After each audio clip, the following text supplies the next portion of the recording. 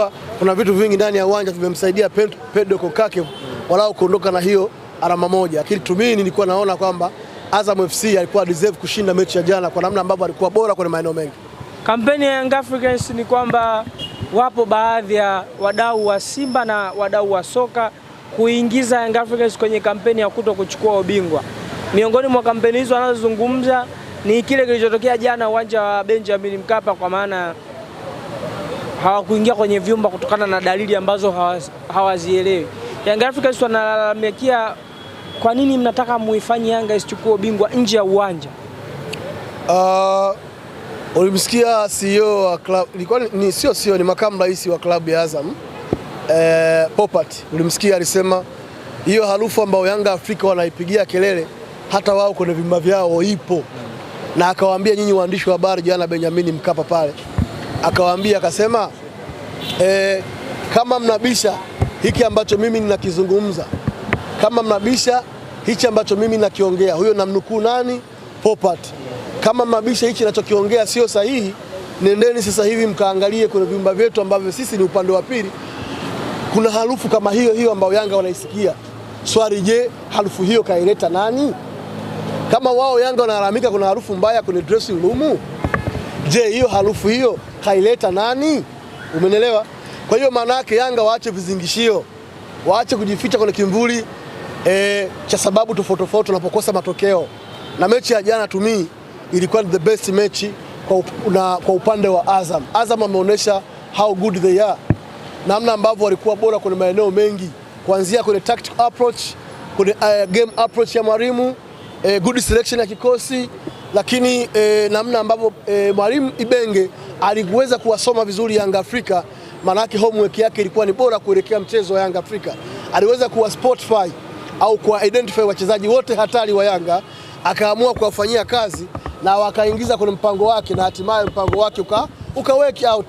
Kwa hiyo niseme tu credit kwa mwalimu Ibenge kwa kuwajua Yanga, play of style, tunasema ni style of play, wanacheza kwa namna gani, ubora walionao, hatari walionayo, na akaweza kuwafanyia total neutralization ili waweze kuwa na mchezo mzuri ambao wameonyesha siku ya jana. Waliwini wapi haswa Azam FC kuweza kuwalinda klabu ya soka Young Africans wasiweze kupata matokeo?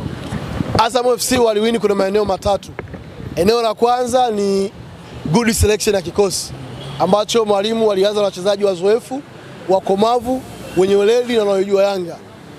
Eneo la pili ambalo waliwini ni tactical approach ya mwalimu Ibenge, namna gani ambavyo wameweza kuifanyia total distraction Yanga Afrika kwa maeneo mengi ambayo wao wanategemea, they depend for. Lakini tatu, Azam waliingia kuheshimu Yanga Afrika. Homework ya mwalimu Ibenge ilikuwa ni bora dhidi yao kuelekea mchezo huu, na ndio maana unaona kuna eneo la midfield Azam FC, eneo ambalo alikuwa anahudumu Himidi Mao Mkami, hapakuwa na mpinzani, aliweza kuwafanyia shock absorber. Yani akamchukua Duke Abuya pamoja na Mudathir Yahya akawaingiza mfukoni, alafu akachukua remote akatembea nayo. Yeye ndo ana remote, anaamuru wafanye matendo ya hiari na sio kuwa hiari kupitia remote control ya mkononi. Wewe fanya hiki, fanya hiki. Na ndio maana ukaona mwalimu akalingamua. Alichokifanya Himidi Mao Mkami, alimchukua Duke Abuya pamoja na Mudathir Yahya kwenye eneo la midfield akawaweka mfukoni, kisha akachukua remote control akawa anabonyeza batani, wapige waende huku, warudi nyuma, wageuke nyuma. Yeye ndo akanaamua maisha yao na namna gani ambavyo wanacheza kwa dakika zote ambazo wamecheza siku ya jana. Huyo ni Himidi Mao Mkawe, mtoto wa Kiswahili kabisa ambaye yupo Azam FC. Na ndio maana mwalimu Pedro Kokake akaona timu yangu mimi haichezi. Kama timu yangu haichezi, nifanyaje? Eneo la midfield limekufa ambako ndio kuna uti wa mgongo wa klabu. Nafanyaje? Akaamua kumtoa Himidi, akaamua kutoka Mudathir Yahya, akaamua kumuingiza mchezaji mwingine kwa sababu akaona eneo ambalo lipo Mudathir Yahya limekufa. Lakini uwepo wa Arani Okelo haikutosha tu kuipa Yanga Afrika ushindi na kuifungua defense ya Azam ambayo ilikuwa inaonekana iko very intact, very complex kwenye eneo la uzuiaji, kwa sababu namna ambavyo alikuwa anacheza Arani Okelo kwenye eneo la Franks, eneo la kushoto au la kulia, akitanua, akifanya anticipation, kwenye eneo hilo, hawezi kutumia in the half space kuzalisha nafasi. Kama hawezi kuzalisha nafasi, wachezaji wa Yanga washambuliaji utapataje nafasi ya kufunga? Maana yake hawezi. Maana yake most of time alikuwa achezea juu kwenye cycle of arc. Mwalimu akaona huyu mchezaji hawezi kulipa matokeo, akamtoa nje. Akamuingiza Pacome Zouzoua. Unaelewa? Ambaye alikuwa majeruhi. Yes, hata Depu mwenyewe jana hakuonekana. Ni nafasi ngapi Depu ametengeneza? Ni chance ngapi amecreate? Ni mipira mingapi amegusa kwenye boxi? Maana yake jana Azam kwenye eneo la defensive walikuwa bora zaidi kuliko timu yote. Umezungumzia kwenye swala zima la Depu. Miongoni mwa striker ambaye alisajiliwa na Young Africans katika dirisha dogo ni pamoja na Depu. Tumzungumzie, mechi mbili kubwa anashindwa kuonesha ubora wake. Akatoka hadharani na kuthibitisha ya kwamba Depu ni mshambuliaji wa vichochoroni. Sio mimi, maneno yangu. Hashim Mwibwe, msemaji wa klabu ya soka ya Azam FC, baada ya kuwakosa Simba Sports Club, lakini pia vile Depu ameshindwa kutikisa nyafu za upande wa Azam FC. Yaani Depu ni mchezaji ambayo hata mashindano ya Samia Celebrities Ramadhani Cup ambayo yanasimamiwa na Clown chini ya Alikiba pale Mikocheni kwenye viwanja vya Tanzanite Sports Hub hawezi kucheza. Huyo Depu hawezi kupata nafasi. Na niwaambie tu wapenzi wa soka, mashabiki wa Dar es Salaam, tunawakaribisha leo fainali ya Samia Celebrities Ramadhani Cup pale Mikocheni kuanzia majira saa 4. Mje kwa wingi. Ni Magic Builders tunacheza dhidi ya Fine. Bonge moja ya mechi dhidi ya Fine FC. Ni bonge moja ya mechi, na sisi watu wa Kwanza Oil tutakuwepo pale. Kampuni ya Kwanza Oil itakuwepo pale kwa ajili ya kusimamia mashindano. Njooni muone soka. Alafu kuna mshambuliaji mmoja wa Faeni. Ni bonge moja la mshambuliaji. Anajua kupiga, anajua kumiliki mpira, anajua ku-anticipate, anajua kutengeneza nafasi, anajua kufunga. Alafu mje mfananishe na Depu. Nakwambia Depu hawezi kucheza mashindano hata ya Samia Cup. Mimi nakwambia hawezi. Hashim Mwibwe alichokisema alikuwa sahihi. Angalia jana kwenye mechi ngumu, Depu ni mchezaji wa mechi nyepesi. Zile mechi ngumu zote hawezi kupa matokeo. Niangalia mechi ngumu zote, mechi ya Simba alichukuliwa na Yusuf Kagoma akaweka mfukoni. Tena mfuko wa nyuma, sio mfuko wa mbele, mfuko wa nyuma. Yusuf Kagoma kamchukua kamtia mfuko wa nyuma. Mechi hii ya Azam Imidimao Mkabi kamchukua kamweka mfukoni. Ni mechi ipi kubwa? Leo utaona kwa mechi zile ndogo za kina Prison, za kina Dodoma Jiji, hizo ndio utaona Depu. Kwa ni mshambuliaji machachari, sio hatari. Yes. Ni mchezaji machachari, sio hatari. Depu ni mchezaji wa mechi ndogo, sio mechi kubwa. Tumzungumzie man of the match Faisal Salum Abdalla, Fei Toto, X Factor wa kocha Fadlu Davis. Wow. Fantastic. Marvelous. Excellent. Keep up on it, Faisal. Faisal ni bonge moja ya player ambaye tunaye. Ni mchezaji bora sana ambaye tunaye.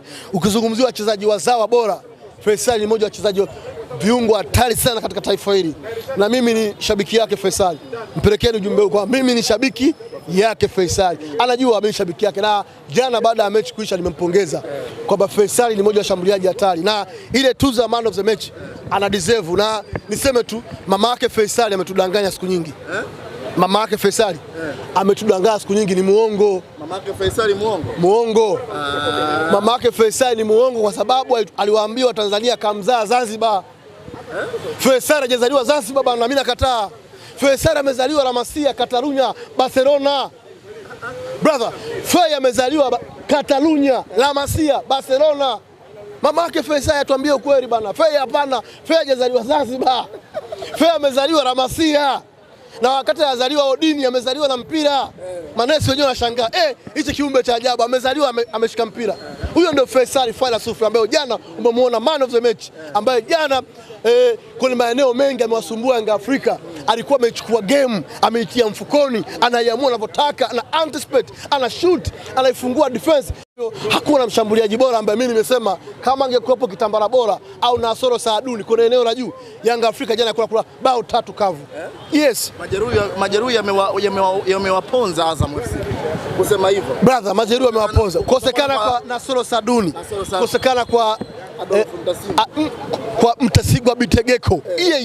Kukosekana kwa Kitambala bora mzee wa hivi. Nakwambia angekuwepo jana. Afu Faisal yuko nyuma yao, the most creator. Kuna eneo la ushambuliaji namba 10 kwa kisasa. Brother, Yanga kwa bao 3 kama kasimama. Nimpongeze Faisal kwa mchezo mzuri ambao ameuonyesha, kwa kiwango bora ambacho amekionyesha, na sisi wa Tanzania kwa sababu ni mchezaji wa taifa huyu, na mimi kama mzalendo, kama mwenyekiti wa Sports Influencers Foundation, tunampa moyo. AFCON ijayo itakuwa ya moto. Waarabu waanze kumwangalia mapema. Hii hali maandalizi AFCON. Hapo unamfananisha Faisal na Pacome. Unawaambia Faisal moja, Pacome 10,000. Pacome 10,000 ndio Faisal moja. Pacome 10,000 ndio Faisal huyu. Faisal anacheza Madrid kikosi cha kwanza. Brother, Barcelona kikosi cha kwanza Faisal anacheza bila shida. Wewe ukumuona kuna AFCON babu Waarabu wanashika filimbi? Ukumuona? Au unajisaulisha brother? Brother, ukumuona Morocco? Wakina Ashraf Hakim pale. Wakina Ashraf Hakim pale.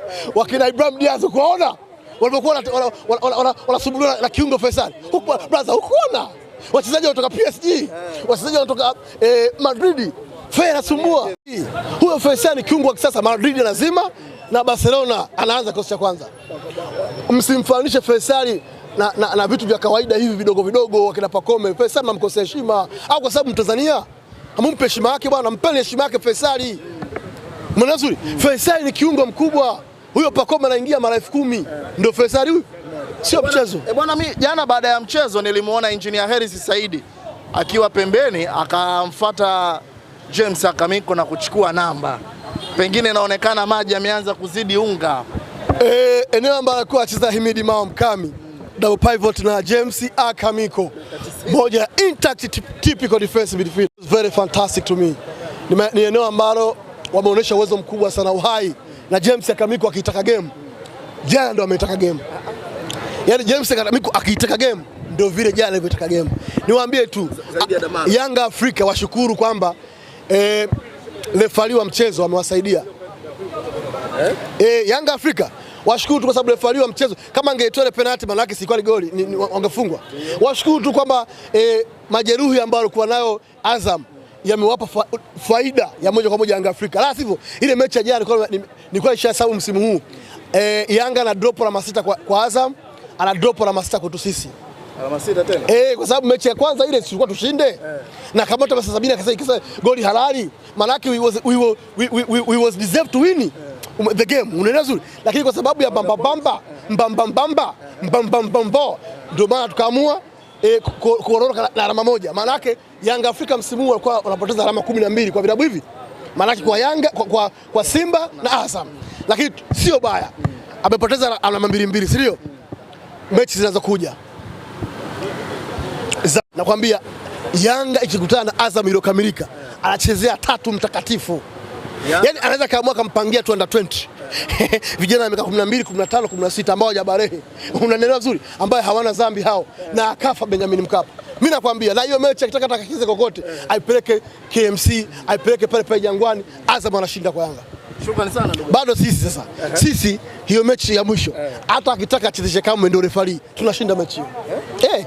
Hawana timu ya kutufunga sisi Yanga Afrika. Huo ndio kweli. Shukrani sana. Kila la heri.